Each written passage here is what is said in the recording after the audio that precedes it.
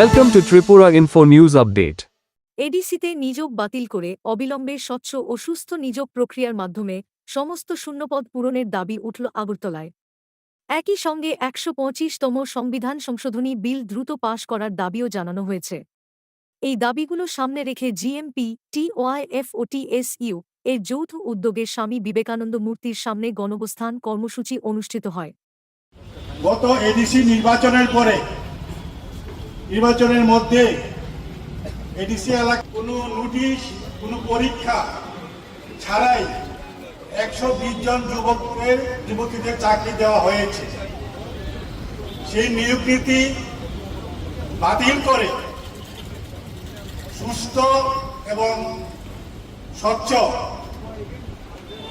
মধ্য দিয়ে এডিসি এলাকার এডিসির যে শূন্যগুলি আছে, শূন্য পদগুলি আছে, সেটাকে পূরণ করে সকল বেকার যুবক যুবতীদের চাকরির জন্য আমাদের দাবি।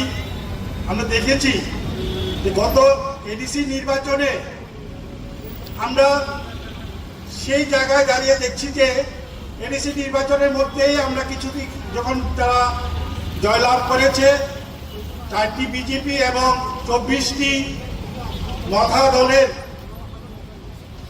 এমডিসি নির্বাচিত হয়েছে, তারা সরকার গঠন করেছে।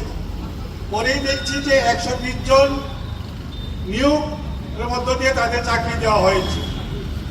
পরবর্তী সময়ে আমাদের যুব সংগঠনে থেকে যোগাযোগের মধ্য দিয়ে আমরা দেখতে পাই কোনো নিয়োগ যে হয়েছে, কোনো প্রচার নেই, কোনো অ্যাডভার্টাইজমেন্ট নেই। কেন এটা হবে? আমাদের রাজ্যে উপজাতি যুবক যুবতী প্রায় 50,000-এর কাছাকাছি বেকার। তাদের কর্মসংস্থানের জন্য আমরা প্রতিনিয়ত দাবি করে আসছি এবং আমাদের এই যুবক যুবতী তার মধ্যে বেশি সংখ্যক শিক্ষিত, উচ্চশিক্ষিত বেকার যুবক আছে।